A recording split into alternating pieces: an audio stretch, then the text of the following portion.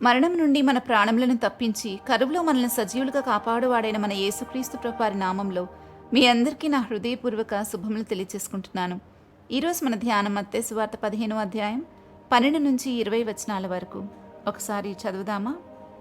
12వ వచనంలో, అంతటా ఆయన శిష్యులు వచ్చి, పరిసయ్యులు ఆ మాట విని అభ్యంతరపడినని నీకు తెలియనా అని ఆయన అడగగా, ఆయన పరలోకమందున నా తండ్రి నాటిని ప్రతి మొక్కయు పెళ్లగింపబడును. వారి జోలికి పోకుడి, వారు గ్రుడ్డివారై ఉండి గ్రుడ్డివారికి త్రోవ చూపువారు.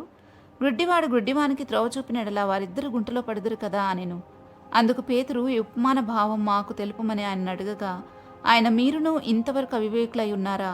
నోటిలోనికి పోవునదంతయు కడుపులో నుండి బహిర్భూములకు విడవబడును గాని నోట నుండి బయటకు వచ్చినవి హృదయంలో నుండి వచ్చును.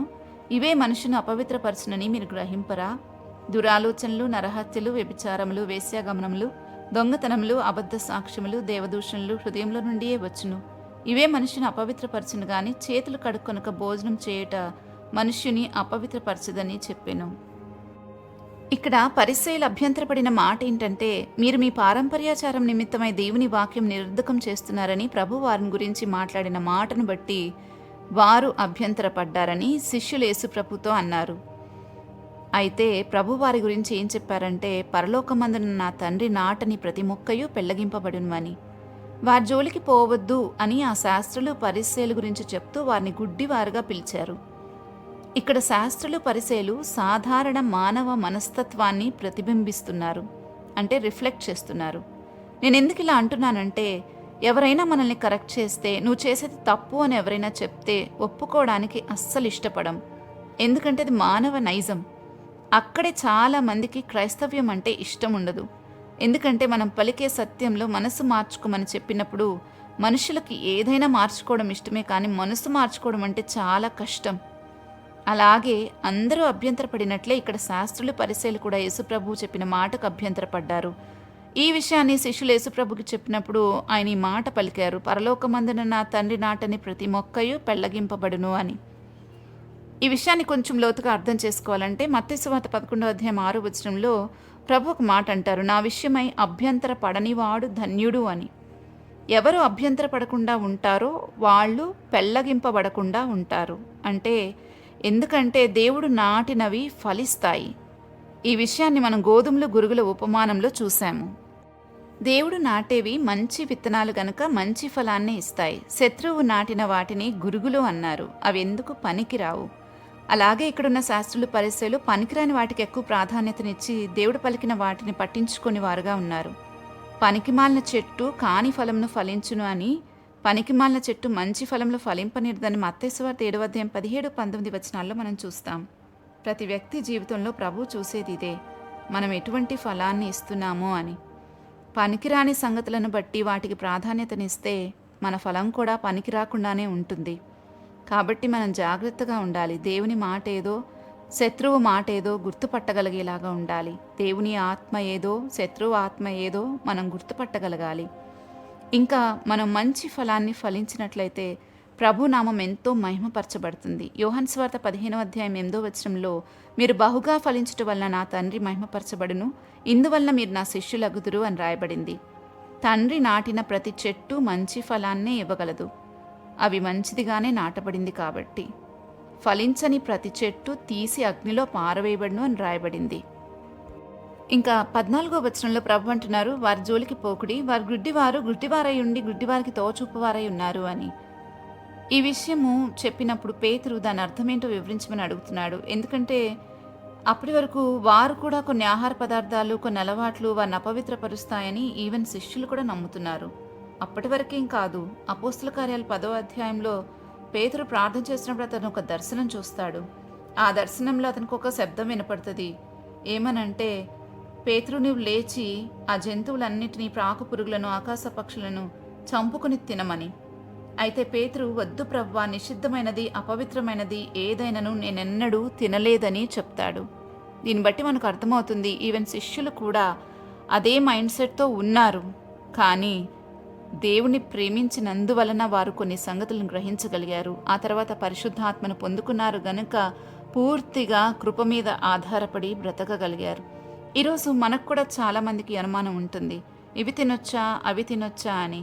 అయితే తిమోతికి రాసిన మొదటి పత్రిక 4:4-5 వాక్యం ఏం చెప్తుందంటే, దేవుడు సృజించిన ప్రతి వస్తువు మంచిది, కృతజ్ఞతాస్తుతులు చెల్లించి పుచ్చుకున్న ఎడల ఏదియూ నిషేధింపదగినది కాదు.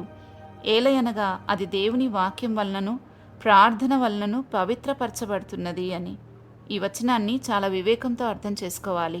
దేవుడు సృజించిన ప్రతీదీ మంచిదే, కానీ దాన్ని తీసుకెళ్ళి మనం ఎక్కడ పెట్టి ఎలా వాడుతున్నాం అనేది చాలా ముఖ్యం.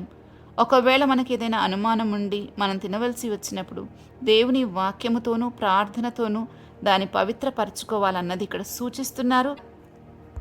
అదే సమయంలో హెచ్చరిస్తున్నారు కూడా. పాత నిబంధనలోని ధర్మశాస్త్రం అంతటినీ క్రీస్తు యొక్క నియమము స్వాధీనపరుచుకుంది. ఈరోజు మనం ధర్మశాస్త్ర ప్రకారం బ్రతకక్కర్లేదు, క్రీస్తు యొక్క నియమం ప్రకారం బ్రతకాలి. గలతీయులకు రాసిన పత్రిక 6:2 మనం ఆ మాట చూస్తాం. ఇక్కడ శిష్యులు కూడా పాత నిబంధన మైండ్ సెట్తోనే ఉన్నారు. అందుకే ప్రభు ఏం మాట్లాడుతున్నారో వారికి కూడా అర్థం కాలేదు. ఈ విషయం పేతురు అడిగిన ప్రశ్నను బట్టి మనకు అర్థమవుతుంది. అప్పుడు ప్రభు ఏమన్నారంటే, మీరును ఇంతవరకు అవివేకులై ఉన్నారా అని. పౌలు గలతీయులకు పత్రిక రాస్తూ 5:4 మీలో ధర్మశాస్త్రం వలన నీతిమంతులని తీర్చబడి వారెవరో వారు క్రీస్తులో నుండి బొత్తిగా వేరు చేయబడి ఉన్నారు, కృపలో నుండి తొలగిపోయి ఉన్నారు అని. కాబట్టి మనం బ్రతకవలసింది ధర్మశాస్త్ర ప్రకారం కాదు గాని దేవుని కృపచేత పరిశుద్ధాత్మను పొందుకుని ఆత్మ నడిపింపులో బ్రతకవలసిన వారమై ఉన్నామని వాక్యం స్పష్టంగా చెప్తుంది. ఇంకా ప్రభు ఏమంటున్నారంటే, హృదయంలో నుండి బయటకు వచ్చేవే మనిషిని అపవిత్రపరుస్తాయి అని. అవేంటంటే, ఒకటి దురాలోచనలు, అంటే ఒక వ్యక్తిని గురించి కాని విషయాన్ని మనం ఆలోచించటమే.